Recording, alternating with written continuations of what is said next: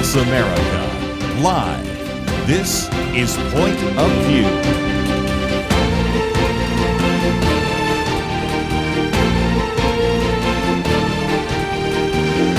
And now, Kerby Anderson. Thank you for joining me. It is the Friday edition of Point of View, and we're so grateful that you can join us. Over the next 2 hours, of course, we're going to be talking about a religious liberty victory, going to be talking about what is happening in Iran. Again, we have some astronauts arriving later today. Now, I recognize that some of you might be hearing this program tape delay, so you may know some more over the weekend, but at the moment, we're still waiting for their re-entry. Dr. Merrill Matthews has a very good piece on the blue wave and what's going to be happening in the whole midterms and a variety of other issues that I think you're going to find very helpful. In studio with us today, Holly Randall, Associate Counsel for First Liberty Institute, Dr. Merrill Matthews, Public Policy Analyst. And Holly, if nothing else, I think a lot of our listeners have wondered, what about Chris Avell? Here is this wonderful pastor there in Ohio who was really wanting to have a ministry to homeless people out on the streets, and he had all these criminal charges against him. This is a victory, but not a complete victory, so explain what's going on. Your listeners will probably remember that name, Chris Avell. There's a couple of our clients at First Liberty that are almost like Point of View famous. We talk about him so much. Coach Kennedy and Chris Avell is one of them. You mentioned it just right. He operates Dad's Place. It's in a small town in Ohio that through the winter gets the way Ohio is, freezing cold. And part of his ministry is opening the doors to his church overnight. It's not a shelter, right? It's just he wants people to come in there and get relief from the cold. So they will sometimes just hang out and talk and have ministry conversations. And, you know, it's just an opportunity for people to get relief. I think the phrasing is rest and refresh in the Lord. Mm-hmm. And the city of Bryan came after him both in civil court and criminal court. So they used their zoning regulations against Pastor Avell and brought civil charges for violating things like the fire code and criminal charges for things like just their city zoning laws. And so that meant First Liberty was working on two cases at the same time. And the victory that we got is in the civil case. So 50% of the victory has been achieved. That civil case has been dismissed. The Ohio Court of Appeals eventually said, you can't punish him for doing, you know, what his religion compels him to do. And that means we are really hopeful with the criminal case that the same court will come to the same logic. So it's only one of the two cases is dismissed, but it's a great, you know, sign of hope for what happens in the future. And hopefully we can get everything cleared off of Chris Avell's name. Might just mention our first article there is a press release from First Liberty. You can go to, of course, firstliberty.org to find it, but we have it there as well. Merrill Matthews, one of the things that I remember Holly saying is, I went to law school to study constitutional law. I didn't know I was going to have to study criminal law. And here a pastor is, again, charged with a criminal case, not unlike something we talked about recently in Finland, where you have a former member of the parliament who published phrases about Romans 1 and same-sex marriage and actually was charged under some kind of a war crime charge. But here, who would have guessed that a pastor opening his church to homeless people would be criminally charged? But there we are. You know, you started this segment talking about a First Liberty victory, which isn't news. It would be news if they had a loss because they generally almost always win these things. But it's been amazing because if I remember right, there was a homeless shelter or something close to the church, right? Mm-hmm. Wasn't there? And the city didn't have any problem with that. Yeah, that was part of our arguments, was sort of inconsistent application of the fire code and the zoning code. Yeah. So, yes, in Ohio, you want to have a place to be able to go, and there are homeless people out there. And, you know, especially in certain times for economics, and we have right now a situation where a lot of lower-income people are struggling financially with higher prices and so forth. Having a place to go, be able to rest, and just talk about the Lord is important. And so why the city took this on, I don't know. But I mentioned, I think the last time, you would think that cities and states would finally learn, let's ask what First Liberty's position is, and that's because we know where it's going to end up. Hey, we would like that. And just take it like that. Yeah. And again, part of that, why is that I think at least in Bryan, Ohio, they say, well, we just don't want those kind of people around. And this has been the problem, Holly, before we take a break. I thought we might broaden it because you've had a number of cases where churches or pastors have tried to provide food. In this case, you're talking about providing shelter. In other cases, just wanting to have a church or a synagogue.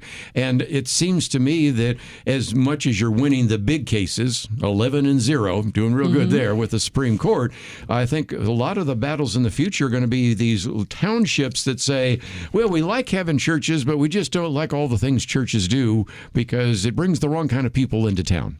That's exactly right. We talk a lot about our Supreme Court victories at First Liberty, and we're incredibly proud of those. And what those do is set the foundation for tons of smaller cases that don't get near the publicity, right, that someone like Coach Kennedy or the Carson case or the Groff case will ever get. But because of that victory at the Supreme Court, we can go to a small town in Texas and say, hey, you need to allow this shelter, or you need to allow someone like Chris Avell to open his church overnight. And so it's really kind of a dual tandem approach of, yeah, we get to go win big at the Supreme Court, but we also get to have hundreds of small wins that are just as important because they're just as critical to that client or that person. Merrill, I was just thinking, too, that is short-sighted because we in the past have had Dr. Rodney Stark on the program a number of times. He's no longer alive, but when he was here, he and others have figured out how much in terms of services the church provides that the government doesn't need to provide. Right. And we are talking about an enormous amount of money. So a church is really providing homeless shelters. It's providing sometimes drug counseling, all sorts of other kinds of services, food pantries, all sorts of things. And as a result, the town really should be welcoming the churches. You know, in our church, they provide, you can drop off used clothes there and they put it into a place, and they have a sort of a small warehouse where if you're homeless or you're just low income and you need to get some new blue jeans, new shirts, new coats or something like that, you go there and they just provide it for you free of charge. So churches meet a lot of these needs. But one of the interesting things I'm seeing developing is as we're getting more immigrant populations into the country, you're seeing these issues arise with Muslims and others who want to provide some services. And is the issue of Sharia law coming in on that? It raises some interesting questions about in the future where we're going to go when we're looking at religious liberty. Yeah. Well, we do have a booklet on Sharia law where I try to sort out some of that, but I think that's something that we'll be doing in the future. But we need to take a break. When we come back, okay, do we have a ceasefire? Do we not have a ceasefire? Do we have a war? Not have a war? We'll see if we can figure that out. A very good article here that came out from our friends at the Wall Street Journal. Trump declares premature victory in Iran, but what's the future and how is that going to hold? What does it mean in terms of the Strait of Hormuz? We'll get into that. But just before we take a break, let me just mention we have posted this press release from First Liberty, and I would say that you can certainly celebrate this victory, but also it's a prayer target because there are some other legal issues that Chris Avell has to deal with as well. So both a celebration and a prayer target, and who knows, we might put that in one of our upcoming Pray for America publications. Anyway, we're going to take a break, come back and talk about what's going on in Iran right after this.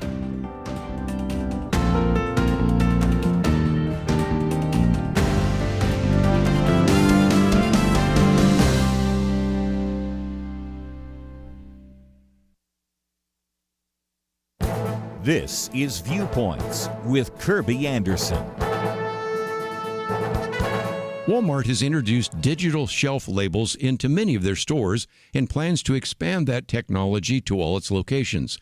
They're looking for ease and efficiency, but also think it says something about our future economy. Now, the pilot program began in its Grapevine, Texas Supercenter. By the end of the year, 2,300 locations will have this technology. Without paper labels, Walmart store associates will have time to perform other functions rather than running up and down the aisles, swapping out paper tags by hand. This will also allow the store to keep shelf prices more accurate and manage price changes.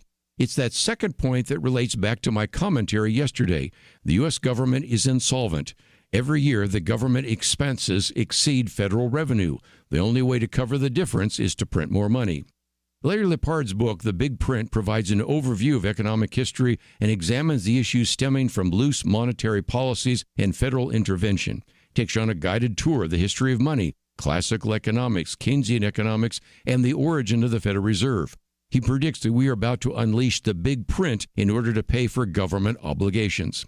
We're already printing additional dollars every year, but that printing will soon increase. When it does, the big print will give us significant price inflation. Prices will be changing on a regular basis. The solution will be digital shelf labels so that the government store employees won't have to spend all their time running up and down the aisles changing the prices every day. I think Walmart sees what is coming and is getting ready for daily price changes in their stores. I'm Kerby Anderson, and that's my point of view.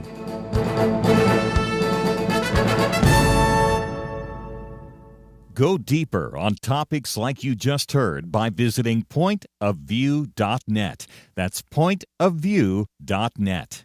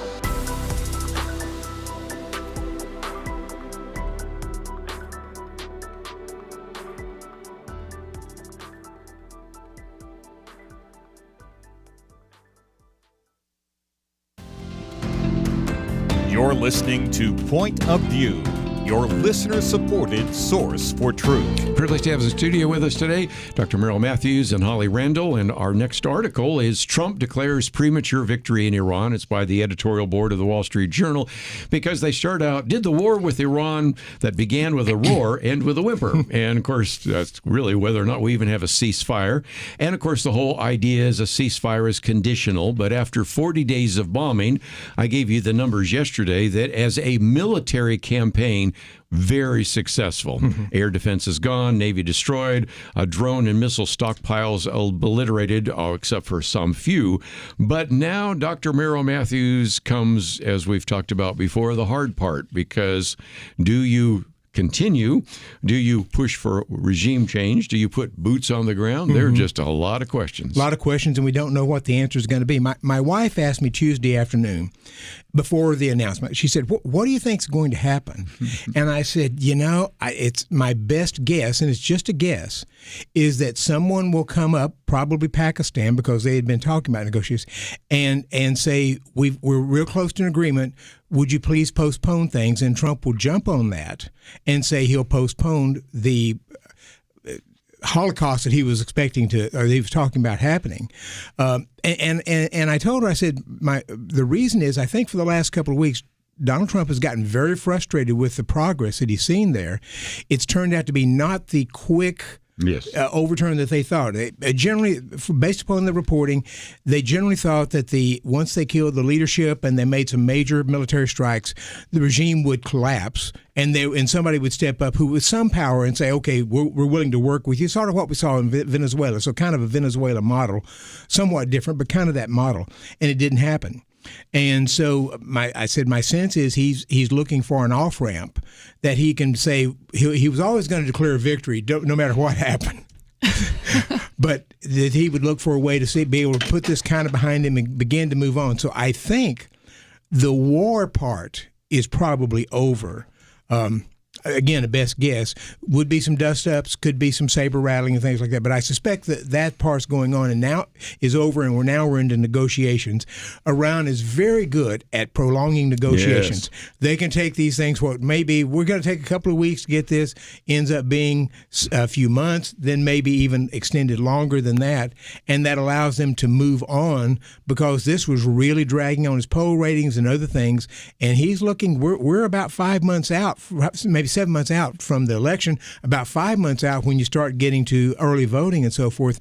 And I think President Trump wanted to get this behind him because it just was not working out well.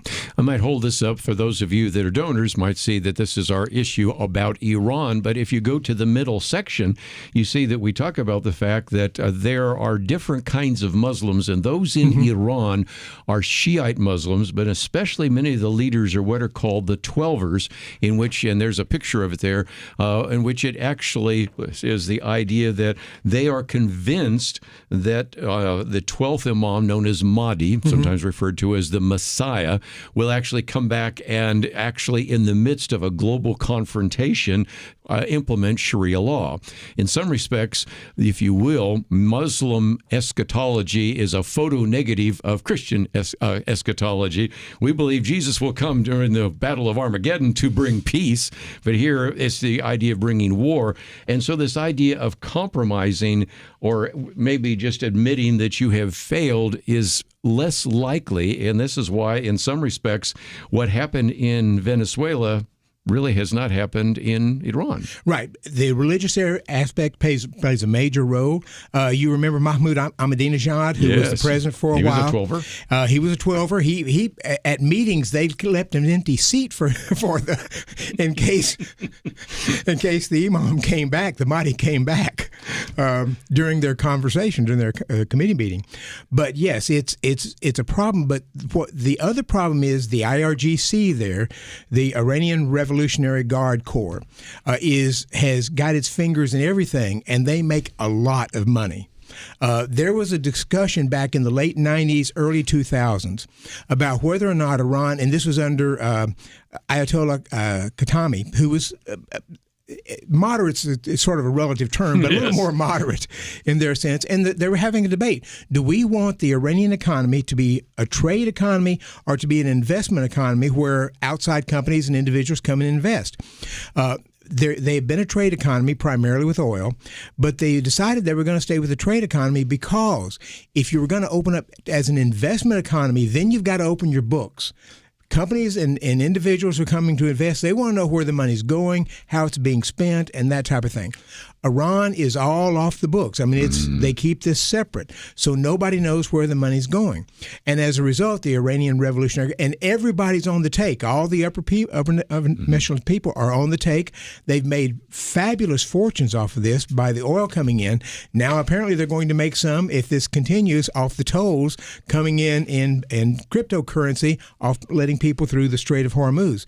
But this has really strengthened the IRGC. So you've got a whole group of people who have made a lot of money, and they spend that money in various ways, including buying luxury homes in other countries. Yes. And so they don't want to stop this. And the average Iranian does not make much money, but it is true that among the leadership there, they've made a lot of money through this various kind of graft and support and patronage and things of that nature. And they did not want that to end.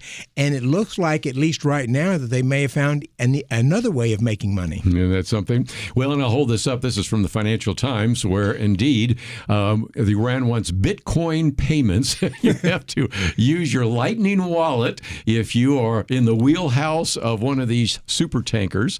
And if you send the Bitcoin, then they will send you through the Strait of Hormuz, which also gets us to something else. This is from Fortune magazine. You've written for Fortune. The Iran war has basically affected the petrodollar, which we'll get into in just a few minutes. But I thought, for nothing else, let me come to Holly, because one of the things Liberty wrote about is why should younger people care about the war in Iran. It's 6,000 miles away. But I think we're starting to find out with the price of gasoline, of the various petrochemicals that produce everything from fertilizer to healthcare products, even the fact that they hit a place that is over in the UAE, or I guess it's in Bahrain, which actually produces helium. You go, well, why would I care about helium? Oh, well, I just won't have helium balloons at my birthday party. No, helium is an essential component in making microchips. So I think in some respects, people in this country, young people might say, why do I even care about Iran? But it's going to affect us, isn't it? Absolutely. It just affected me on the way here when I purchased gas to get in my car to the studio. But I think, maybe I'm going to reveal my age here a little bit too much, but this is the first time that I really remember the impetus of one of these wars. The Israeli-Palestinian conflict, October 7th, 2023, and this...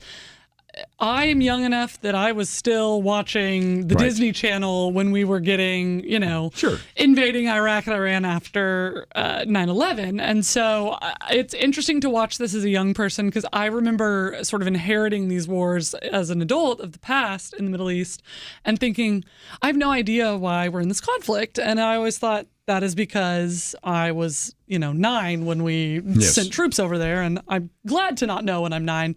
And now I'm 30 and I'm thinking, I don't know why we're in this conflict, but my gas costs $4. So I need to pay attention. And so that's why I think we're seeing young people really start to care and engage with this, not only because it's costing us money, but I also think we are a particularly empathetic generation that I'm a part of. And I think this presents real moments of human empathy and care and praying for those that are in Iran and experiencing this conflict. That's something we in the United States are blessed to have never had to worry about, just daily conflict with a foreign power like that. And so I think we're definitely going to see younger people starting to pay attention that are kind of around my age going, I'm already facing economic issues in the United States alone with home prices and everything else, and now let's add gas being really expensive on top of this. What's going on? How do we solve this? One good change is, and Kerby, you and I remember, I suspect, waiting in gas lines back in the late 1970s. Yeah. Yes, we were waiting in gas lines because we were not producing enough. We are producing a lot now, so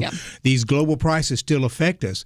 But we're able, and President Trump is right about this. We're able to sort of move on, even though it'll affect the price some. But it's not been nearly the strain we saw back in the late 70s when we were dependent upon other countries. I had that question asked of me a few days ago. Well, there's very little oil that we use comes out of Strait of Hormuz, so it won't affect us. Yes, but oil is a global commodity, and so again, prices are going to be affected there. But just think about everything else: plastics and healthcare products and fertilizers, especially, just all these things. I mean, we're talking about possibility of the impact as great, at least one leader said, as what we had in the 1970s. And it won't be over quickly. No, it won't. So we're going to continue our conversation. Let me open the phones too. I suspect you have some comments. I know you did yesterday.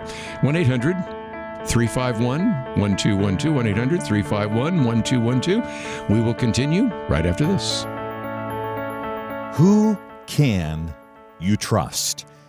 Years ago, many of us could probably have provided a fairly long list, but today it seems we almost can't trust anyone. Educators don't even know what a woman is anymore.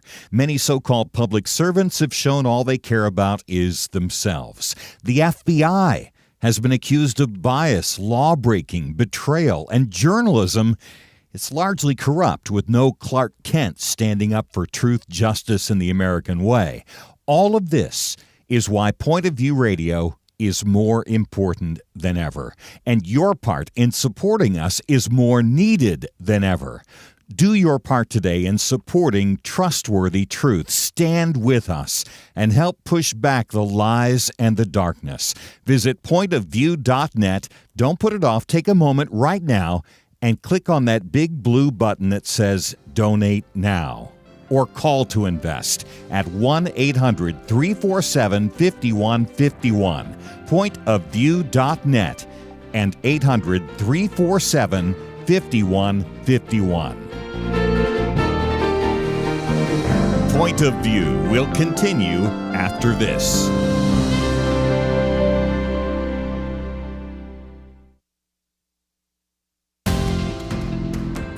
You are listening to Point of View. The opinions expressed on Point of View do not necessarily reflect the views of the management or staff of this station. And now, here again is Kerby Anderson. Back once again, if you'd like to join the conversation, 1-800-351-1212. Merrill Matthews, Holly Randall in studio. And in just a few minutes, we're going to talk about returning the astronauts back to Earth. But what about returning an American pilot that was shot down over Iran? Now, the other day, I went through some of the detail that had been documented. A lot of that was in the New York Times about how when he was shot down, where he was hiding for a time, where he had a beacon and a few things of that nature, which he was using, and eventually they found him.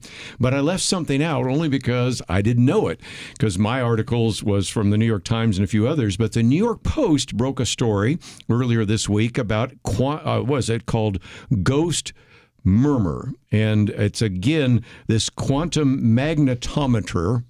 I don't claim to know all about this, but it really is something very interesting, because you have now been able to have an ability to detect electromagnetic signals like a human heartbeat. Now, that sounds like something out of science fiction, but we're starting to find out that we have some incredible military technology. We saw that in Venezuela, by the way, with some of the noise. And so as a result, using AI and the electromagnetic signal of a human heart put together, they can eliminate all the background noise and actually see where a heartbeat is. And the individual that wrote this for the New York Post said it's like hearing a voice in a stadium, except the stadium is 1,000 square miles of desert. And in the right conditions, if your heart is beating, we will find you. Boy, you know, something about the American military. Isn't it amazing? They've done an excellent job there. But I don't know enough about this, but I can put a little Apple tag in my luggage, and I can track it anywhere it goes, because it usually doesn't end up with me. And it just sort of made me wonder, why don't you if nothing else, just give them a little Apple tag. Give them an Apple tag there, and we'll find them. And we'll find it. But the technology, I think, is illustrative of the fact, in a few minutes, we're going to talk about bringing astronauts back, and here, never leaving anyone behind. And I think that's just pretty amazing. And notice how I said anyone, because the other day, Pete Higgs says leaving no man behind, and somebody got upset because he didn't say you might actually have someday leave a woman behind. Yes. So the gender police are still out there, even when we're talking about leaving no person behind. We spent a lot. In fact, I think we lost some aircraft going in to save him. We sent personnel in there who risked their lives to do that. So Yes. you could conceivably, in a bad situation, end up losing more people than you're trying to save, and yet our military is willing to do that. And it's just amazing. And I think it is illustration, again, of something we talked about even yesterday with some of the callers. Yes, there have been some individuals, innocent people that have been killed, and that is not the intent of the United States, but we would want to do all we can to save any individual life. And I think some of these more profound weapons, which are much more strategic and less likely to have so many collateral damage. You think during World War II, all the German citizens who were killed by the bombs, which was not the goal to kill off Americans or Germans or anybody else, but that's now, because of these targeted weapons, gives us a chance to be a little bit more strategic. On the other hand, let's just recognize that we have now seen what Iran wants to do. As soon as you begin to fire on them, they start launching these missiles at their neighbors. I mean, imagine if the United States were attacked and our first response would be to send missiles to Canada and Mexico. And then also we now are seeing that they have been layering all sorts of speedboats and mines and short-range missiles and drones and everything because it's now very difficult to get out of the Straits of Hormuz. Imagine if that were nuclear-armed Iran. We wouldn't be able to do what we're doing right now. No, we're doing a good thing in trying to prevent them from ever having nuclear power, because if we've seen their reaction is, when I get invaded, I'm going to fire on my neighbors. I'm no grand military strategist. I'm just an average American that watches the news, but that seems like a really bad and risky strategy for them, because you're going to make your neighbors mad eventually. And I don't know. It just seems like what they're doing feels a little bit crazy and more strategy, but maybe they know, I don't know, something about military tactics that I don't. But I'm very glad we are keeping them from ever developing nuclear capabilities. I don't want to be accused of saying something good about Iran, but their strategy in this was to put maximum pressure on Donald Trump, right? Both economically for the oil and so forth, but also by going after some of the allies to have them say, you need to come to some kind of conclusion with this because we at the United Arab Emirates are tired of being hit by this. We're a non-combatant in this. And so I think in many ways, Iran, given the fact that it was just asymmetrical, they just don't have the ability we have, and we took out a lot of their ability, was able to continue the sort of the maximum pressure against President Trump, and I think it finally worked. Yes. One other question I might have for you is about NATO, because I'll read Gary Bauer here. The argument that you thought maybe was, at least in the minds of the Secretary of State and Secretary of Defense and the President, was if indeed there was any problem with the Strait of Hormuz, you would expect that all the European nations would unite to open the strait and keep it open. That hasn't turned out quite the way everybody expected. It hasn't, and of course, Donald Trump did not, and I would argue that he should have gone to the allies first. Yes, we've talked about that. And had them get some kind of sign-off or at least get their feedback so that they know they had a role in this. They had no role in it. So they have done some things to allow them to be able to get refueled in other places and some of the bases, but they have largely stayed out of this. Is not the war that they started. And of course, Article 5 of NATO is a defensive thing. If somebody attacks a NATO country, then then all the countries come in. But it doesn't apply to if we decide to attack somebody. Preemptive, yeah. But again, just to say, and Donald Trump had a picture the other day of how you had to fly all the way around Spain because you wouldn't let us land. Just land. Or you even go over their airspace. So go over their airspace. You have to get approval to go through the airspace, and some of the countries, especially Spain, has been really the most reluctant to critical of this. So it's been a big problem. But I will say on NATO, it will take an act of Congress to take us out of NATO, as I understand it. So Donald Trump cannot just take us out of NATO, I believe. I don't know if that's happened anytime soon, but this is the first time that you've sort of seen a more mild-mannered Marco Rubio seem pretty upset about it as well. So we'll see where that gets. Well, we could spend all day on Iran, but I figure some of you are thinking about the fact that we have the return of Artemis 2. By the way, there's some really good videos out there showing what's next. Artemis 3 all the way to Artemis 17. Yeah, you can see I've been watching a few of these about even having a moon base. But I thought I'd come to you for just a minute, Holly, because you're talking about, growing up and never really seeing the effects of war. How about growing up and never knowing a thing other than history books about Apollo and all of the space flights in the past? Yeah, I mean, those were always just things we learned about in a science class, a sort of scientific history. So it is interesting to watch this whole going around the backside of the moon adventure we've been on. And it does seem like people are really paying attention and really care. I mean, I know a lot of people that had traveled to see the launch. I know it's kind of big tourism for a while. And maybe Elon Musk has had something to do with this and sort of making space exploration a very profitable, attractive thing that's in the news quite often right here in Texas. So, no, I think it's good. I think Americans have just sort of this innate spirit of we're going to go and conquer whatever's before us. And this feels like we're reigniting that spirit and that energy to just see what's out there and see what we can do with it.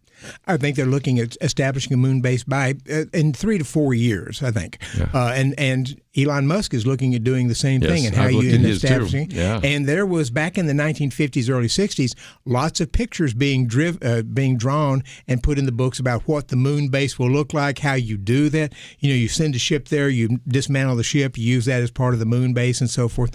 Very interesting stuff. And now it looks like it may come to pass. Certainly did. Well, again, this piece here is what do Artemis 2 and socialism have in common, because he's pointing out that he's really encouraged by the young people that are very excited about this. And then by the time you get to the second page, I'd forgotten this. Cal Thomas and I have known each other for literally decades, but I'd forgotten that when he was a reporter, I think back then was CBS, he was doing all sorts of interviews. And as a result, that was about the time in which you had Tom Wolfe wrote The Right Stuff, which was the book, which later became the movie. Yes. And he had a chance chance to interview Alan Shepard and John Glenn and Deke Slayton and some of these individuals. And so at a time when we had a Vietnam War raging and there were a lot of people that are very critical of this country, you also had something that energized the spirit that Holly was talking about. So I thought it was a very good piece. And if you're not familiar with that, that is certainly the case. But the biggest issue for the moon at the moment is trying to get a surface on which you can ride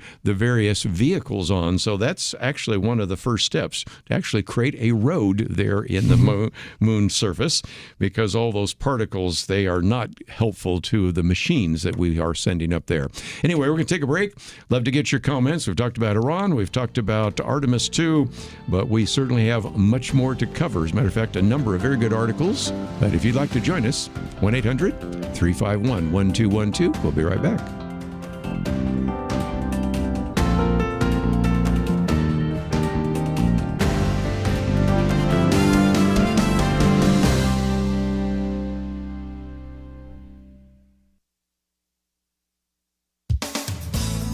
In the mid-20th century, powerful societal forces were asking the question, does the culture really need religion? The Christian consensus lost ground to multicultural ideology and the ideas of the sexual revolution. A new secularist theology took hold. It turns out society is not improved by our insistence on a naked public square. In an article for First Things, Gerard Bradley, professor of law at the University of Notre Dame, points out that the term secular means God is absent. Americans are signaling they'd like him back. The Supreme Court is key to these shifts. In his piece, How to Bring Back School Prayer, Gerard Bradley writes, the Supreme Court's decision in Kennedy v. Bremerton School District removed the secularist constraints it had imposed on our public life 6 decades earlier in Engel v. Vitale. In 1962, in that case, the Supreme Court decided that a prayer composed by state officials in New York and disseminated for recitation in public schools amounted to government establishment of religion and was unconstitutional. That students could opt out of the prayer didn't matter. The next year, the court ruled against state-mandated Bible reading and again, school prayer. Gerard Bradley says the justices seemed convinced that religion should be privatized and the public square secularized. No longer. 60 years later, the Supreme Court's pivotal decisions protecting Coach Kennedy's public prayer and safeguarding the Bladensburg Peace Cross removed what Professor Bradley describes as major barriers and precedents against religious freedom. He writes, school boards, legislatures, and other government bodies entrusted with responsibility for the common good are no longer required to pretend that religion is merely a private matter. The decision in Kennedy also overrules Stone v. Graham, the 46-year-old decision that kept 10 Commandments displays out of public schools. Some are putting them up again. Professor Bradley's article is packed with reasons the decision in Kennedy ushers in a good opportunity to bring back school prayer.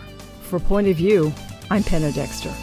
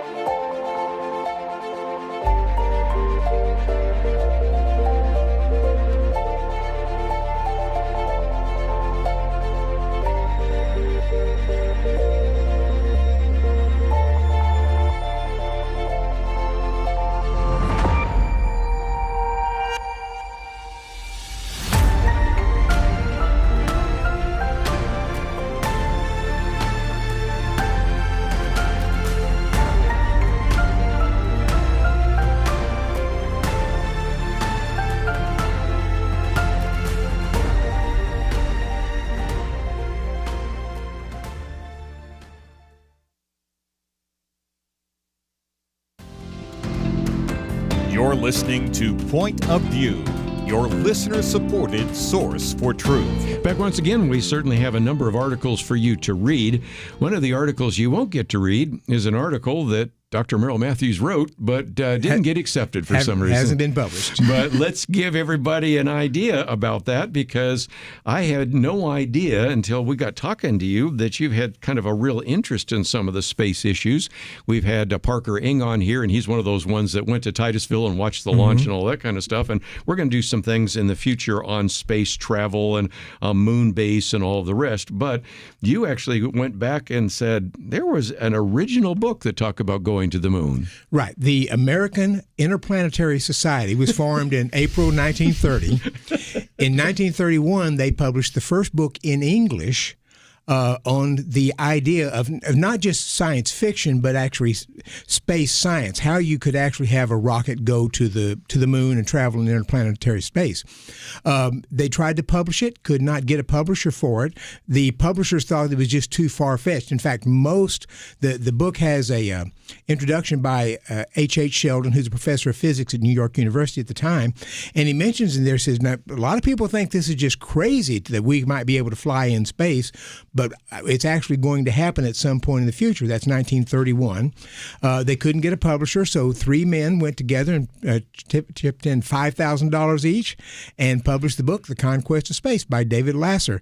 And you can it was republished in 2002 as one of these groups that just sort of republished books, so it's easy to find on Amazon or eBay, so you can find a copy of it. Very inexpensive to get a copy of that. They even have a little novel in the middle of it about space travel. So that was the first book in English about the possibility of space travel. And the reason it was rejected is because there was there's a couple of assumptions. Number one is one of the Newton's laws of physics and of motion is that you have to push against something. Right. And so the argument is in space, it's a vacuum. So this idea of space travel, that doesn't work very well, at least according to the way in which they understood it at the time. That was the general understanding at the time. And so the notion was you would not be able to fly in space once you got outside of the air. And so there were three books written in English before the Second World War about this, and all of them have a chapter on why it would actually work. And they're using Newton's third law of motion. Every action creates an equal and opposite reaction. And so the rocket motors were actually called reaction motors at the time because they said once you have the force going out, they argued it would work even better and be more efficient in space rather than not work at all. Yeah, well, it's just one of those things. Again, for a generation, Holly, growing up seeing Star Trek and Star Wars, but especially Star Wars since that's a little more recent, I mean, a lot of people are just thinking, gosh, it sure takes a lot to get out of here. I mean, you have those enormous rockets. Matter of fact, what I've heard from the people that were there, and they've actually been there when they launched the rockets for Challenger, you could feel it in your chest. When these went off, I felt like it was going to knock you over because it takes so much more just to get out of the gravitational pull of the United States. And for a generation that simply says, just beam me up, Scotty, or, we'll just take off right here like we see in some of the Star Wars pictures, it's a little more complicated than that. Yeah, it's almost hard to keep track, at least in my mind, and I'm admittedly not on the pulse of space exploration news, but it's hard to keep track almost of who's doing what. Who's going to space? We're sending pop stars to space. We did that a few years ago. Yeah. Jeff Bezos went to space. Elon Musk is going to space. It's almost like, I don't necessarily seek out the science fiction space tourism news, but you can't quite avoid it, what's going on right now about it. Yeah. So. The early capsules, they said you didn't get into the early capsules, you put it on. Yes. Because they were so small, so small. And so if you look at the space capsules now, they don't, I wouldn't say they look luxurious, though I think Jeff Bezos actually looks kind of luxurious when he puts several people in there. Yeah. It looks nice, and I wonder if, because initially, the early days, you took a lot of pressure as you were going up, and you could even pass out if you're by taking so many G's. Yes. So I wonder if they've actually sort of mitigated that somehow so that people can do it without really being too much of a strain on the body. Well, one of the things I thought of is, again, just before I take a break, that Cal Thomas reminded us that when you had Apollo 11, 1969, anybody's old enough to remember that, you see, of course, Neil Armstrong, and you see the walking on the moon, but by the time you got to Apollo 13, everybody got bored until it turns out that in this case an oxygen tank exploded in the service module, and now then everybody was riveted again. And I'm hoping this time we don't say, well, okay, we've done Artemis 2 and maybe Artemis 3 when it actually lands on the moon, but after that everybody gets somewhat bored. But this is still incredible stuff, and those of us that remember our parents referring to Buck Rogers and others of this is so science fiction. Science fiction is becoming science fact. We've learned a lot about what space brings. It has brought a great deal of entrepreneurial activity. We have actually developed various kinds of technologies because of the space program. And I know we're going to hear complaints about, well, we should be spending the money on daycare. And that was an argument that was made against Donald Trump the other day because of the war. And he said, look, daycare is a state issue. We're trying to defend the country. And, again, we do have 2 billionaires sending people in space, but realistically, if we're going to establish a moon base, it's going to have to come from NASA, don't you think? Yeah, that's right. And I think the daycares we were supporting instead of it were the Leering centers in Minnesota, perhaps. So maybe we should stick with space exploration. But I think there's an interesting study to be done, and this is just me sort of going off the cuff. You may tell me it's already been out there somewhere, but the sort of when I, in my mind, think about space exploration, I think about Cold War. We've got to beat the Russians. We've got to get to space. They sent a dog. We sent humans. We win. Love the sort of competitive spirit that space exploration brings. I would like to see a comparative of, we've got this conflict in Iran. Like, where is the comparison between American citizens' interest in space and a launch like Artemis 2 and just global unrest and conflict? Because I'm noticing a trend here. I'm not saying correlation, causation, but I think it's an interesting combination that we're seeing this now as we're also feeling this sort of pressure of rising nuclear threats. And 2 things to watch. Number one, this happened in the 60s. You had a lot of pushback because the government was spending so much money on this space. Right. And people said, wait a minute, we've got people here who are hungry, people who aren't getting good education. You need to be spending that money on helping American citizens. I suspect we'll see that debate going on again. Yes. So that's one. I see that. And the other is how incredibly dangerous this whole thing is. Remember, in Apollo 13, you had the carbon dioxide getting into the capsule. They had to figure out a kind of a makeshift way to solve that problem. So many things can go wrong as you're making this loop around the moon or landing on the moon. And when they come back, they're hitting the atmosphere at 25,000 miles an hour. You're, in essence, becoming a comet, a space ball, as you're landing in the ocean. So many things can go wrong if the parachutes or other things don't work. So this was apparently very, very safe. We're glad to see that. Probably be some mistakes at some point in the future, and that always upsets the American people. Yeah, it always has.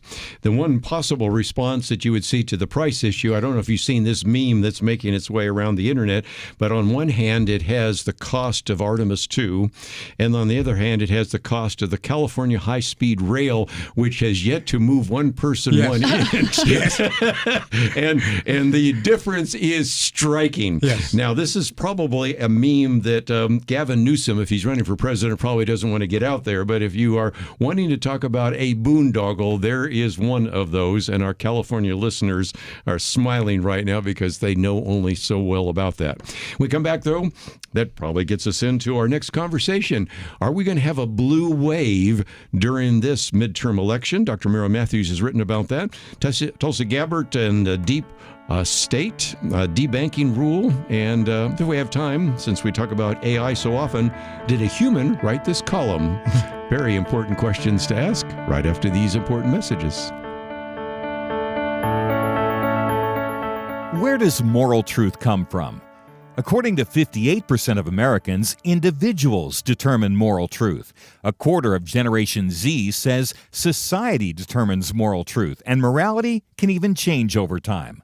Only 42% of Americans believe that truth comes from God. I don't know about you, but I find these numbers extremely troubling. It really is a crisis of truth, and that crisis has consequences. Look at society. Evil is called good, good called evil. People with biblical beliefs are called bigots, or worse, they're canceled. But there is hope. The Bible promises the truth will set us free, and that's why Point of View is relentless in our commitment to the ultimate source of moral truth, God's Word. At Point of View, we know that God's truth is eternal, and if we stand together, we can help more Americans apply His truth in their daily life. Help Americans find truth again by giving at pointofview.net or call 1-800-347-5151. That's pointofview.net and 800-347-5151. Point of View will continue after this.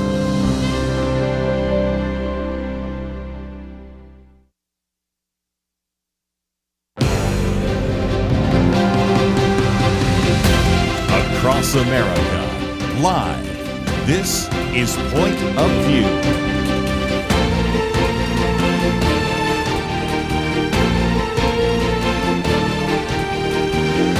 And now, Kerby Anderson. Second hour today in studio with us, Merrill Matthews and Holly Randall. And in some respects, we really do need to spend some time talking about the midterm elections. If for no other reason, then that is certainly sort of the background news right now. And of course, some of you are actually in states where you're having primaries. And of course, you will have the general election in November. So Dr. Matthews is going to get in his DeLorean, I guess, and take us back to 2006 for just a minute. By the way, that means what happened 20 years ago. Do you know what just next month is the 20th anniversary of the film An Inconvenient Truth? Oh. And I did a commentary about that, which is coming out next week. And I think you probably want to do one as well, because 20 years later, Al Gore's film hasn't weathered quite so well. But take us back to 2006, the midterm election then, because that was a huge blue wave, and that's how you start your article that appears in The Hill. Right. Yes. We were watching the elections come in that night, and as the night went on, so many races that seemed like they could go either way were going to the Democrats. I mean, just one after the other. And it was a huge victory for Democrats on that night because they took so many different seats. I've got the numbers here on that particular night. Let's see. It was, I've got the numbers here. Oh, yeah. So the Senate flipped. It had been Republican controlled. It went to 51-49 in the Senate for Democrats. The House with 31 seats, a net gain for Democrats in that. So 31 seats net gain. At the time, Democrats had 22 governorships. Republicans had 28. Those numbers completely flipped. So it was 28 for Democrats, 22 governors, and the Democrats took total control of several state legislatures, and Republicans lost total control of several state legislatures. So it was a big blue wave. Yes. And so the question is, are there parallels between what we're seeing now and what's happening in 2006 that you could sort of learn from? What was happening back then? Well, there was the Iraq War. And President Bush went out, sold the Iraq War to the American people, Congress, and to our allies. And that was 2003. By 2006, it had become very unpopular. It just looked like people felt like, well, we're getting to one of these forever wars. There were losses. A lot of money was being spent, and that was weighing on Bush's popularity. At the time of the election, Bush's approval rating was 38. When Gallup did its presidential approval rating in December, it decided not to do any more, but it was 37 for Donald Trump. And Gallup has decided it's not going to do those presidential approval ratings anymore. Donald Trump's approval rating on average is a little over 40%, typically, some a little lower, some a little higher. But it's not great. And the congressional thing, at the time, the congressional poll favored Democrats by 9 points. Right now, it favors Democrats by about 6.5 points. So there's a similarity there. Spending was a big issue because we were spending a lot of money on the Iraq War. We're spending a lot of money right now on the Iranian War. We don't know where this is going to go, so it might end up sort of fading away and we're not spending money now, but that was a problem. But we've been spending so much money that if we continue, the CBO estimates that the federal deficit this year will be $1.9 trillion. That's before it added in the expense of the war. We'll be over $40 trillion if we do that. By the time of the election. So that's a problem. Plus, then you had some economic issues. We had a recession 2007 to 2009, but the rumblings of that recession was already happening in 2006. So we're seeing right now we're having issues with what's called private credit. A lot of companies are taking write-offs for money that was borrowed. That's happening right now. We have layoffs going on throughout the country. We have inflation coming back. 3.3%, I believe, today is the new inflation rate. So there's just a number of things that you look at and you say, history doesn't necessarily repeat itself, but you want to look at parallels and you want to at least see if there's red flags there that you want to think, can we make some changes to turn this around? We don't know if we'll be able to. We're 7 months out from the election.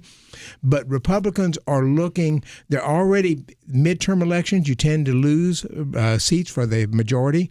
So I think Republicans are getting increasingly concerned that this could end up being a big change for Democrats. Well, and Holly, again, you were shaking your head because I know you're a student of politics, because you've looked at some of the facts that when your particular party is in the White House, usually midterm elections go the other direction. There have been a few exceptions, but those are very few exceptions. And with all of these other, if you will, electoral headwinds, this is going to be a tough type of midterm for the Republicans, don't you think? Oh, yes. Your description made me feel so hopeful for this November. Wow. No, I think it'll be tough. You're exactly right. Everyone kind of expects if you have this sort of consolidation of power at the beginning of a presidential term, usually the midterms will go the other way. There's an interesting study about the way that the Virginia governor office interacts with the office of the presidency. It always flips. Yeah. So you kind of have to sacrifice one for the other to have that power. So it's a typical pattern. The one saving grace, maybe I'll try to offer from the 2006 Looking hypothesis. for some saving grace here. And you can tell me I'm wrong, but what I recall from 2006 was that social politics were a lot different in the Democrat Party. And so those economic problems and those war spending problems were there, but you weren't having Democratic politicians stand up and say things like, I support Hamas, or let me help you, make your child transgender. And so I'm hopeful that some of these radical social policies have really changed the landscape on that front. Maybe that's my one bright spot I can try to bring. That's a good one. Yeah, and because there's not a presidential candidate in 2026, you don't have the one person who everybody's looking at says that person's really progressive or something of that nature. So you have that benefit, but you do have an awful lot. I mean, the energy in the Democratic Party right now is on the far left, progressive, and if that sort of holds true, I mean, we'll see this in Maine. You have a Maine running for Senate. You have a guy who's been tied in with Nazi tattoos and other things, and yet he seems to be doing better than the governor who is running for the Democratic Senate,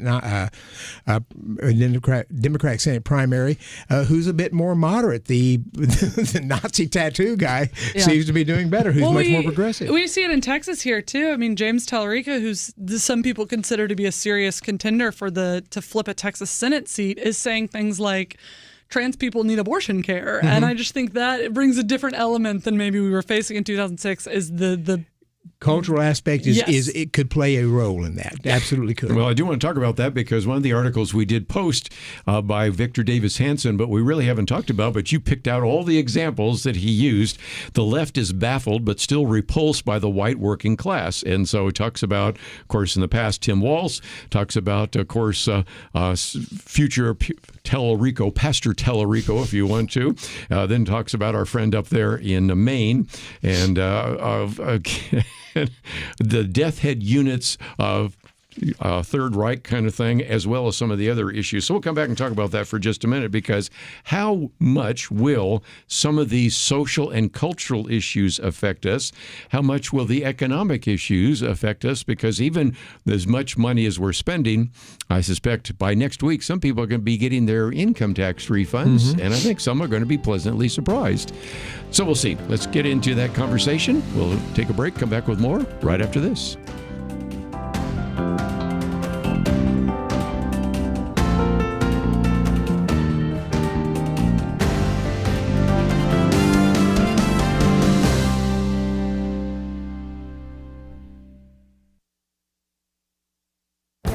This is Viewpoints with Kerby Anderson.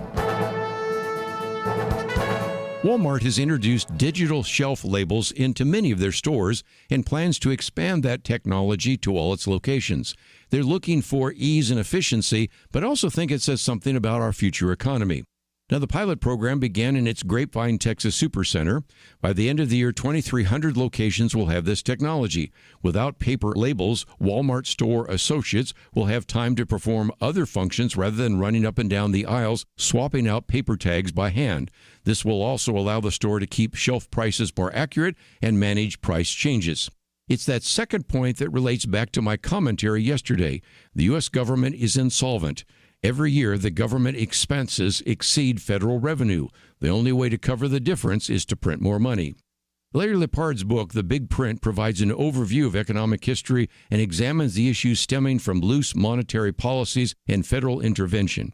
Takes you on a guided tour of the history of money, classical economics, Keynesian economics, and the origin of the Federal Reserve. He predicts that we are about to unleash the big print in order to pay for government obligations. We're already printing additional dollars every year, but that printing will soon increase. When it does, the big print will give us significant price inflation. Prices will be changing on a regular basis. The solution will be digital shelf labels so that the government store employees won't have to spend all their time running up and down the aisles changing the prices every day. I think Walmart sees what is coming and is getting ready for daily price changes in their stores. I'm Kerby Anderson, and that's my point of view.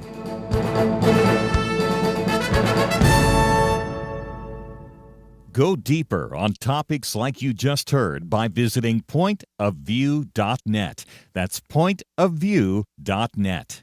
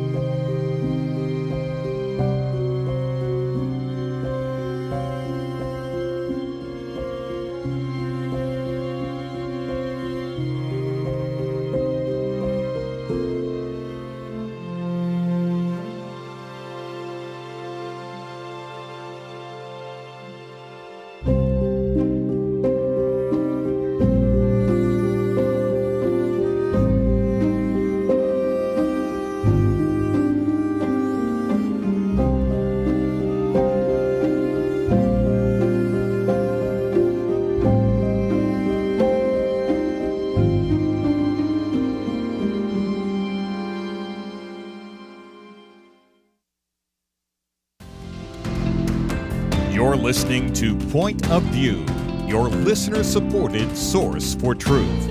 Back for a few more minutes before I get into some other topics, and that is, Holly raised a very good question, the social and cultural issues. And this piece by Victor Davis Hanson, we posted a couple days ago. You can find it on the website, pointofview.net. But he says the left is baffled, but still repulsed by the white working class. Now, at the end, he reminds us of all the things that people like Hillary Clinton and Barack Obama and others have said about people that maybe were clingers, deplorables, irredeemables, whatever. And there's been an attempt in the Democratic Party to try to have some people looking a little bit more appealing to the white working class. Tim Walz, kept talking about the fact that he drove a pickup truck. And Pete Buttigieg, if you haven't noticed, he's got a beard and he's wearing... Yeah, he looks like he's just a regular old guy now. Yeah. He's changed his look entirely. But again, as you just pointed out a minute ago, James Tallarico, if people are not familiar, a Presbyterian minister, but again, an individual that's Harvard educated, but oftentimes sounds like he's maybe an evangelical Bible teacher, but basically sounds more like liberation theology. You mentioned a minute ago Graham Plattner, who is the Senate primary candidate. Again, individual joined the military, but also has some of these tattoos that raise some questions. Some baggage. And then the other day did a commentary just on the fact that Jimmy Kimmel made jokes about your former senator up there in Oklahoma, Mark Wayne Mullen, about a mere plumber. We have plumbers now protecting us from terrorism. If you want to win an election, I think you would do well by not trying to alienate all the people that are part of the white working class who used to be the very foundation of the Democratic Party at one time, right? Right. The moderates in the Democratic Party, and to some degree in the Republican Party, we can do our own self-examination too. The true kind of moderate centrists of those parties seem to really be disappearing quickly. I mean, you have a few that are, I remember when John Kasich was running for president, he was a really moderate conservative, and you have people like John Fetterman in the Senate now that are really moderate. Democrats. But for the most part, these people that are hoping to participate or institute this blue wave are saying stuff that, in a situation where you might have someone that's on the fence, we'll call them an independent voter, and they're frustrated with the economic policy under Donald Trump, they'll think, well, maybe I'll give this Democrat a try this time, until they hear the Democrats say stuff like, I'm going to give your child puberty blockers in public school and not tell you. And then they're going to go, whoa, that's way out of line here. So I think, I'm sure like I said, all politics is a spectrum. So sometimes it kind of comes all the way back around. But I think that's, it could. I'm hopeful that it will hurt the chances of a blue wave as a sort of radical politics we're seeing. Holly hits on this important point. It is a major change in electoral politics in that Democrats used to be considered the party of the working class, blue collar workers, and Republicans were the educated, college educated, and so forth, higher income people. That has flipped, and so higher educated people with college educations tend to be more Democratic, especially among women now. Lower education, blue-collar workers tend to be more Republican. But what's happened even in that aspect of it from the Democratic standpoint is it's not just college education. It's taken on this elite status where I look down on you if you're a plumber. Condescension. I look down on you if you're in construction. And it's an amazing switch that we've seen there, so that I'm going to just criticize you because you're a working person, and I don't know why that's happened to them, but Democrats have taken on this elite status, which really does not work well for them. Yeah. And so, again, I think that is just one of those factors. We've been talking about the trends going one way, but I think Holly identified one, which we did kind of talk about earlier in the week. And again, you can find that article because Victor Davis Hanson in 4 pages just reminds us of some of the history, as he does so often, about what this was said and that was said, and this is what they're trying. And in some respects, trying to look a little bit more normal. Even Gavin Newsom, let's just use that for just a minute. Gavin Newsom, if you want to talk about a person that maybe is born with a silver spoon, after all, raised as an intimate of the billionaire Getty family. But then he talks about having raised in a family where he had Wonder Bread and macaroni, and he was disabled by dyslexia. The only reason he's pulling that out of the back history is so that he can look a little bit more like the average person. And Holly is not buying it for a second. Well, I think people can see right through it. So obviously, I mean, someone like Gavin Newsom, who's had every privilege of his life, is suddenly trying to seem relatable. People that have not had the privilege that he has had see right through it so fast. So, I mean, more power to you, Gavin Newsom. Go for it. It's going to rub people the wrong way. But we all know that Pete Buttigieg's beard and flannel shirt is just an act to seem more like a regular American. Tim Walz does not drive a pickup truck. He is probably being driven around in a town car. He's the governor of a state. We all know what's going on. We know what's happening. Please continue the act because we see right through it. Yeah.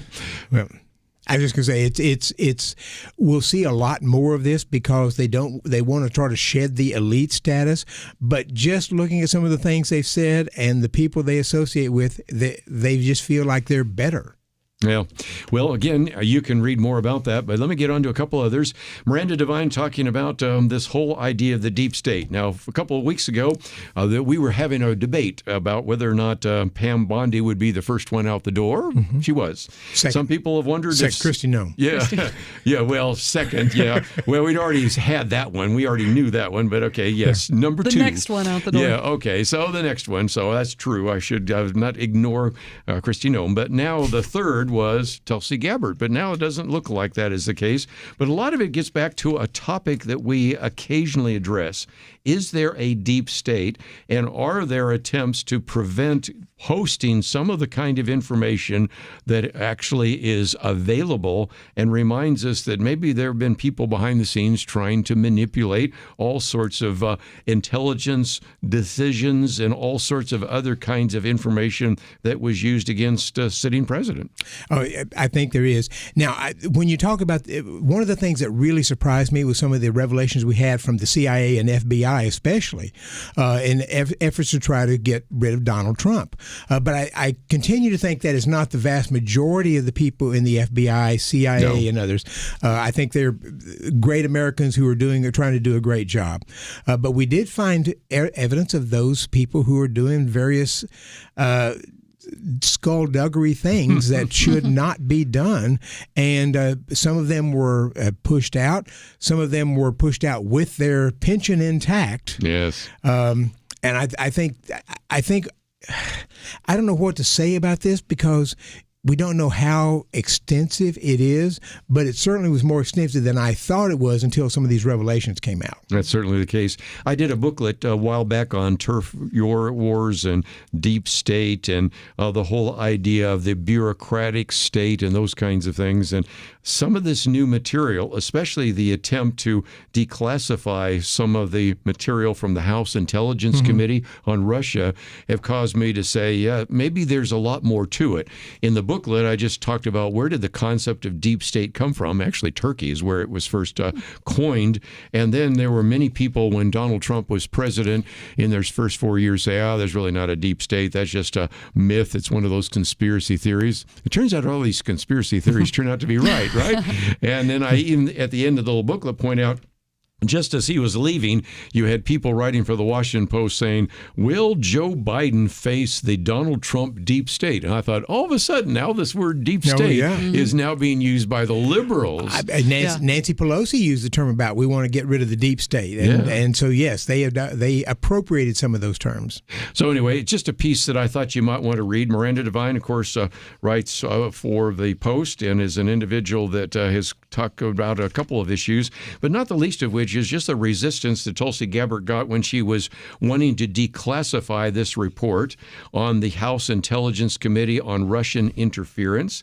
And then, of course, you start dealing with some of these other issues as well, not the least of which, of course, while we're talking about conspiracies, the COVID files and things like that. Some of these things that we were told at the time we couldn't talk about. And I remember a few times, Dr. Merrill Matthews, you were sitting here and you'd be interviewing people.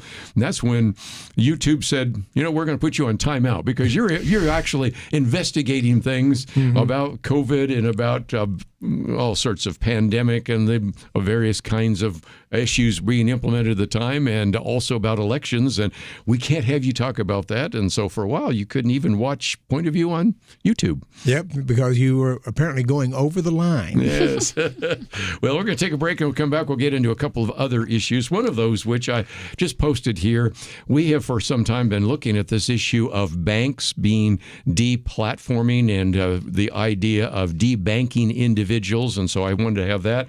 Also, of course, we've been spending some time obviously talking about the issue of artificial intelligence. And this piece by Christian Snyder I thought was kind of interesting. Did a human write this column?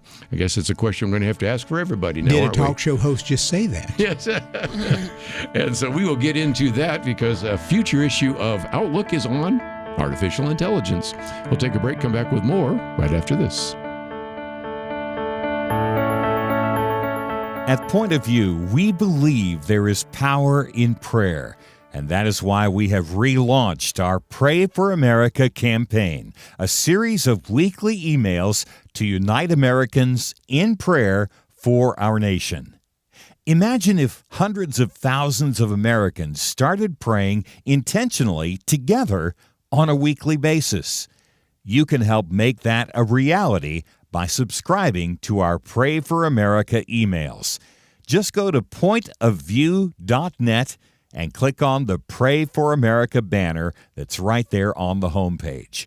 Each week you'll receive a brief news update, a specific prayer guide, and a free resource to equip you in further action.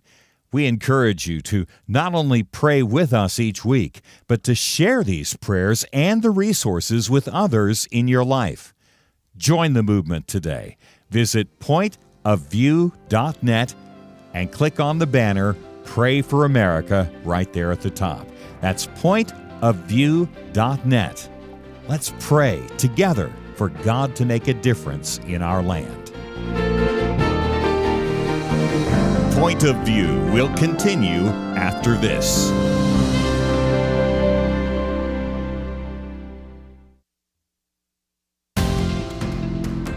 You are listening to Point of View.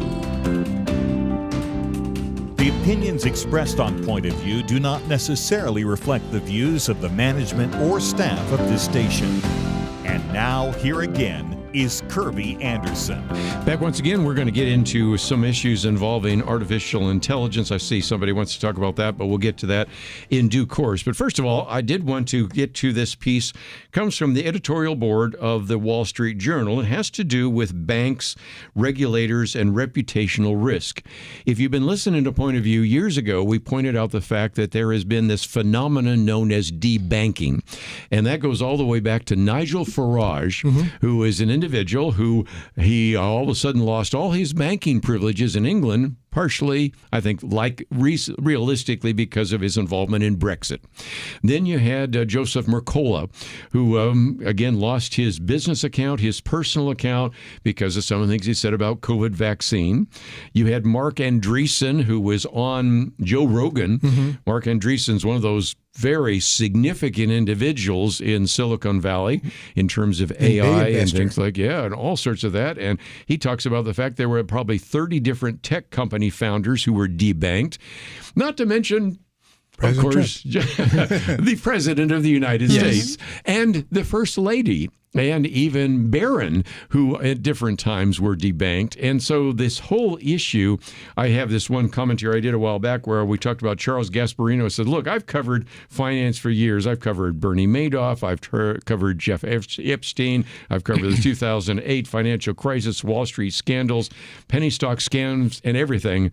But the thing that shocked me the most was debanking the President of the United States. So the point that's being made right here is this is something that would not only protect them, because at the end, the argument is liberals should cheer so that Trump bank regulators would not maybe target abortion providers. They should really say that this rule should be stop debanking Planned Parenthood and the NRA because they were debanked in New York City. This is an important New York State, and these are some issues that the mainstream press hasn't covered very much, but we've tried to recognize that, and I just thought we'd post it because Wall Street Journal thinks it's an issue. And unless there are serious concerns that money is being laundered through an account, other than that, the bank should be completely open to allowing anybody who's a person being able to use the banking services. And so, yes, I've seen this, and I've just surprised by this.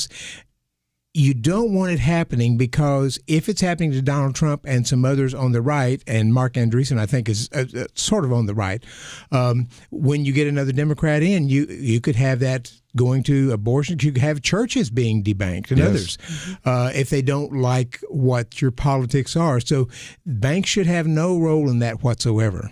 Yeah.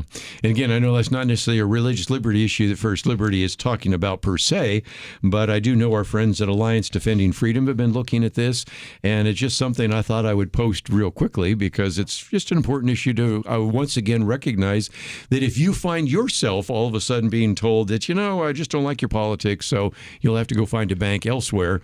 For most of us, not that difficult because you can find another bank. But what if you have the Trump administration, the Trump family, I should say, had so many dollars in so many different banks? It was really a financial hardship for his sons to try to move money as quickly as they had to move money. Yeah, banking is one of those things that you just sort of, at least I do, accept as this is how society operates now. We all use a lot of these local or big banks, and you don't think much of it until you hear these horror stories about people losing access to their money because of a political belief or because of an opinion that they express or a religious belief or whatever it is. So it's one of those kind of red alert moments of, oh gosh, we have a societal order that we all sort of follow, and what happens when we start getting removed from that? What do you do? And I don't want to sound too tinfoil hatty about it, but it is scary to think that there are powers in our lives that you don't often think about, like who maintains my Chase card and my wallet, that could prevent me from making a purchase or doing something all because of an opinion that I hold. And so I'm glad that it is something that I guess I can rephrase that. I don't want to say I'm glad that it happened to Trump, because it's not good, but it was something that got his attention, and that it's something that could and will matter to Americans. And so I'm thankful he's taking them. And you've talked, most of your examples there were fairly prominent people, but it could happen on a local basis to just our listeners. If you speak out, say, at a school board about certain books in the school, and you've got a local bank there, not necessarily Bank of America or Chase or something, but a local bank, and they don't like that, they could end up doing something like a debanking. Or if you're on a city council and you say, we don't want to have pass this policy here, or we want to pass something, and somebody doesn't like it. So it could be just local people who are debanked because of some of the politics they have. So you need to have a situation where banks know that that's not something that's acceptable. Well, I just thought we'd post that one there. But one of the issues we have coming out for Outlook is on artificial intelligence. And you might say, seriously? You just had an issue not so long ago, but so much new has come about. And I think you ask a good question. Did a human write this column? Because of deep fakes, we now have a situation in which you have videos being created of an individual telling someone else to actually cash this check or move this money. You have these voice clones now that could be coming from a child or a grandchild. But even here, Christian Snyder has 3 dad jokes, none of which are great dad jokes, but nevertheless, they're dad jokes. And then he says, guess what? All of those were written by Claude, which is, of course, a very prominent large language model. And I have a book on my shelf which was on the issue of artificial intelligence, where he says the first foreword is actually written entirely by a computer. So we're starting to get to the point where I think, Dr. Matthews, we're starting to say, is it real or is it Memorex? Remember that joke? I or do. that commercial? Because right now people are just wondering what is real and what isn't real. And given the fact that we've done a roundtable conversation in the past about how many pastors actually say they use AI to write sermons, we're starting to really ask, I think, some fundamental questions. At my high school reunion last October, I asked one of the guys on my committee, volunteered to do the prayer. I told him afterwards, I thought, you really did a good job with that. And he said, I started out with AI, and then I made some adjustments. And I thought it was you have a mixed group here, so you could have Christians, non-Christians, Jews. I don't think there was any Indians, but you could have a mixed group there. And I thought he did a very good job with that. And it come to find out it was AI generated. So again, this is going to be the great issue of discernment in the future. And your poor generation is going to have to deal with it. I'm making a joke that really dates us. Is it real or is it Memorex? That goes back decades. But now really is it real or is it a deep fake, is going to require us to really have some very significant ability to determine what is generated by AI. There's still some techniques, and I've posted some things on how to maybe identify whether something was generated by AI, but as that gets better, it's going to be harder and harder to determine. I'll tell you, though, I'll give you the hope again. Hopefully I can bring it. I serve with high school seniors on my church's students ministry, and those girls can spot an AI fake That's from good. miles And away. we need And 'em. I don't know if it's just they use it so much. They use it for everything. They know how to work them all. They know how to do all the tricks on it. So that means they also know, oh, well, that's AI in something that would absolutely fool me. And so I think, yes, there's going to be an element of discernment that has to come with it as it improves. But there are younger people, they make me feel like I don't know how to work AI because they know how to do it so well. And they are really tuned in to when something is, they call it AI slop, or when it's real. Right. And misspelled words are key. Yep. And some things. Hands with 6 fingers. Yeah, and all that kind of even stuff. when those things are getting better. Yeah. You and I, Kerby, have to write. We write things for publication, and so I refuse to use any AI do. stuff on that I at stay all. away from it for that very reason. Yes, for the very reason that I don't want anybody to think it's something else other than me making the mistakes.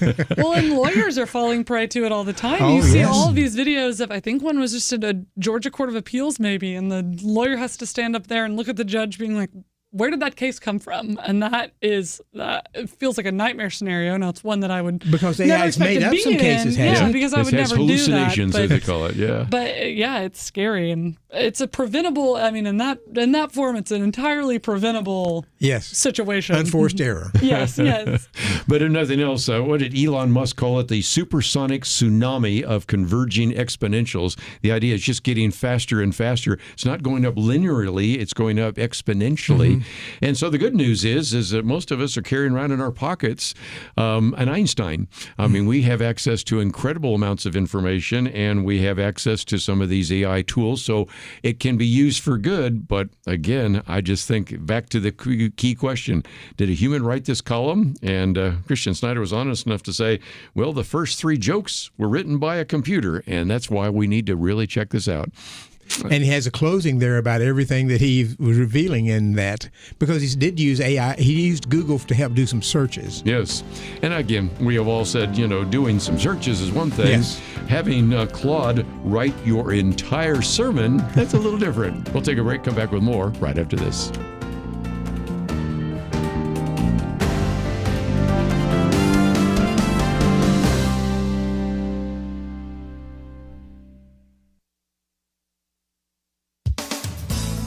In the mid-20th century, powerful societal forces were asking the question, does the culture really need religion? The Christian consensus lost ground to multicultural ideology and the ideas of the sexual revolution. A new secularist theology took hold. It turns out society is not improved by our insistence on a naked public square. In an article for First Things, Gerard Bradley, professor of law at the University of Notre Dame, points out that the term secular means God is absent. Americans are signaling they'd like him back. The Supreme Court is key to these shifts. In his piece, How to Bring Back School Prayer, Gerard Bradley writes, the Supreme Court's decision in Kennedy v. Bremerton School District removed the secularist constraints it had imposed on our public life 6 decades earlier in Engel v. Vitale. In 1962, in that case, the Supreme Court decided that a prayer composed by state officials in New York and disseminated for recitation in public schools amounted to government establishment of religion and was unconstitutional. That students could opt out of the prayer didn't matter. The next year, the court ruled against state-mandated Bible reading and again, school prayer. Gerard Bradley says the justices seemed convinced that religion should be privatized and the public square secularized. No longer. 60 years later, the Supreme Court's pivotal decisions protecting Coach Kennedy's public prayer and safeguarding the Bladensburg Peace Cross removed what Professor Bradley describes as major barriers and precedents against religious freedom. He writes, school boards, legislatures, and other government bodies entrusted with responsibility for the common good are no longer required to pretend that religion is merely a private matter. The decision in Kennedy also overrules Stone v. Graham, the 46-year-old decision that kept 10 Commandments displays out of public schools. Some are putting them up again. Professor Bradley's article is packed with reasons the decision in Kennedy ushers in a good opportunity to bring back school prayer.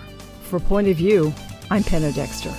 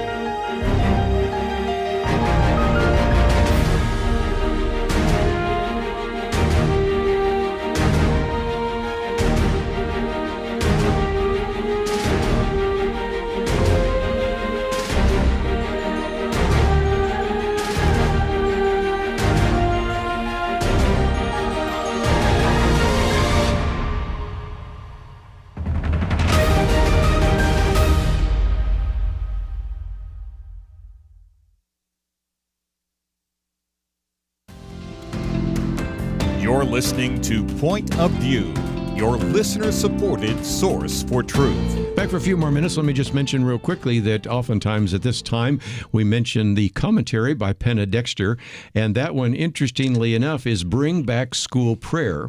And one of the things I thought was so interesting about this, Holly, is that the argument against school prayer back in the 1962-63, when you had Engel versus Vitale, Abington versus Shemp, and some of those, long before you were born, I know.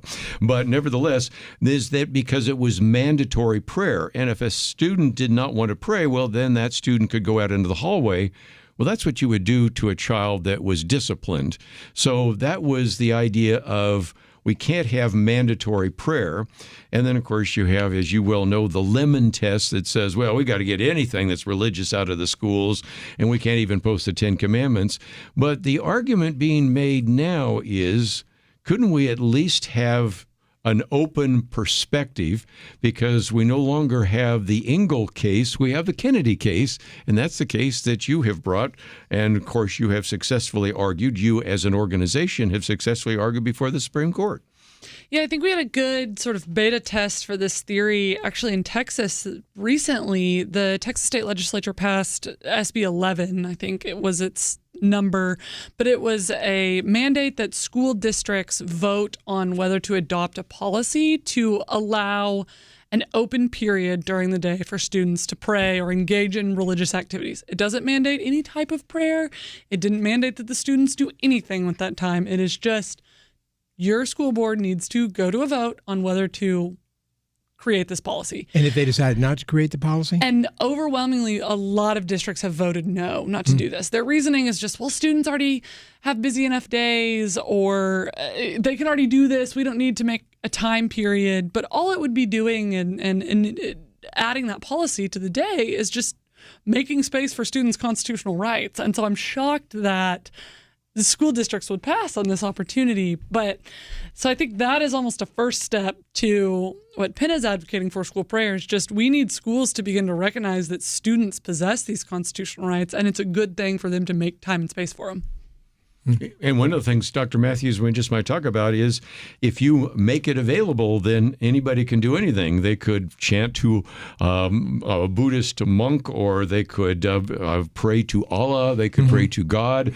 They could just simply look at their phones for a few minutes, whatever it might be, because we have taught and tried to teach people that when we had this idea of allowing for Bible clubs, which again is a very important principle, you could have a Bible club, but you could have a variety of other kinds of clubs there as well. And so it isn't necessarily one that is going to favor one religion, because if you want to be fair, you are in a sense, open it to any particular religious perspective. You were in California at the time, but I was in Texas, and when we had school prayer, the teacher called on me to do it one time, and I think I was in the second grade, had no idea what I was doing. Yes. And so you have to, on the one hand, I have to wonder, none of my other friends in the class knew what they were doing either when you're this. Yes. But you're you're giving a prayer, so there is some sense in your recognizing the Lord. Sure. On the other hand, for most of us, there was nothing feeling. I mean, there was no real prayer going on. We were just mouthing things. So yeah, I understand that.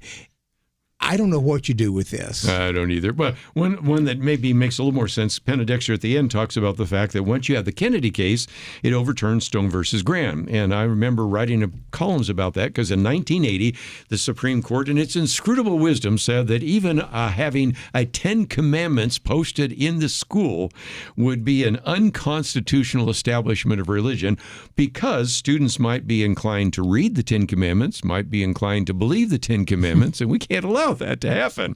Well, the Kennedy case essentially overturned Stone versus Graham, and now we're seeing 10 Commandment monuments going up all over the world and all over the country, right? Yeah. When Kennedy overturned the Lemon test, it changed the entire dynamic for religious displays across the country. I mean, we go back to Van Orden versus Perry, which is where the Supreme Court said it was okay for Texas to have a 10 Commandments monument in front of its state capitol.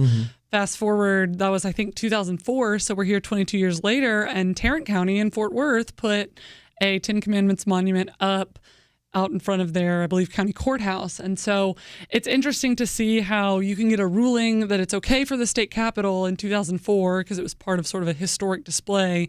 And then it took us all the way to 2026 and the Kennedy case and a couple other intervening Supreme Court precedents to be able to put it in front of a Texas county courthouse. Now, the difference between the Capitol and the county courthouse is for legal nerds to debate, but it's good progress. Has that had an impact on county governments, something being able to put out a Christmas scene, a manger or something of that nature? Has that affected that at all? Well, sure. Lemon, its whole entirety, and we've talked about it, so I'm sure your listeners are familiar with me talking about the Lemon test, was basically a battering ram for a judge to use their own personal opinion about religion for anything. And now the test after Kennedy is when there's a religious display like a nativity or a cross or a Ten Commandments monument, is that they have to look at the history and tradition of that sort of religious expression in our country. And I think things like public displays of religious monuments is something that the Supreme Court would likely say, yeah, this is consistent with our history and tradition. I mean,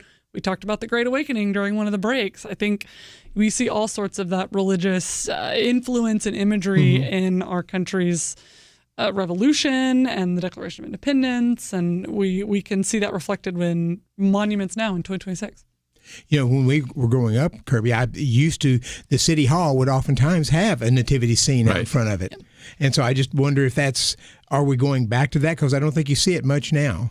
Well, again, that's one of the things that you're working on because you want to have religious instruction, you want to have religious symbols, you want to have religious monuments, and that's something First Liberty's talking about as well. Yeah, exactly. And you mentioned it a little bit earlier with the student prayer and the student clubs, is a lot of these sort of policies and initiatives do allow for a diversity of religious beliefs to express their faith as they choose.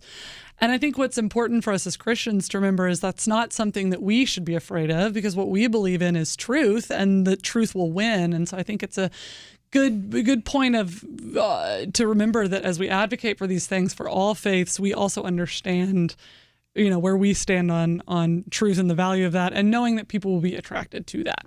Let me just mention rfia.org, and that is Restoring Faith in America, which is one of the different outreaches of First Liberty, and they're really wanting to restore our most cherished history of traditions and communities. You can see some opportunities there for individuals that have posted Ten Commandment monuments or creches or others that have been removed.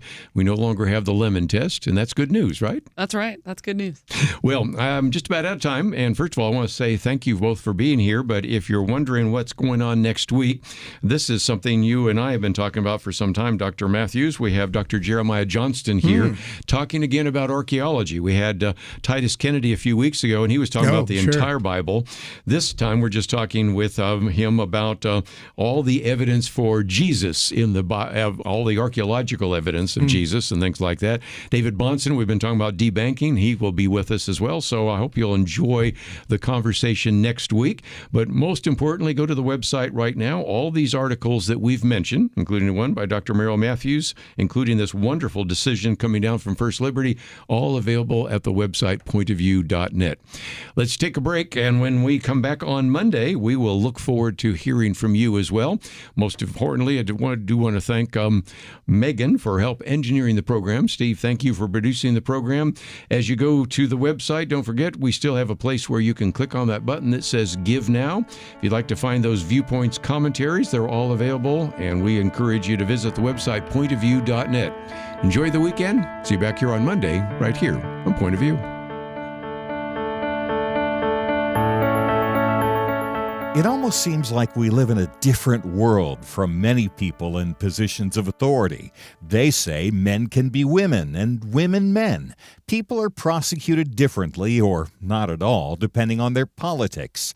Criminals are more valued and rewarded than law-abiding citizens. It's so overwhelming, so demoralizing. You feel like giving up, but we can't. We shouldn't. We must not. As Winston Churchill said to Britain in the darkest days of World War II, never give in, never give in, never, never, never, never yield to force, never yield to the apparently overwhelming might of the enemy. And that's what we say to you today. This is not a time to give in, but to step up and join Point of View in providing clarity in the chaos. We can't do it alone, but together, with God's help, we will overcome the darkness. Invest in biblical clarity today at pointofview.net or call 1-800-347-5151. Pointofview.net and 800-347-5151. Point of View is produced by Point of View Ministries.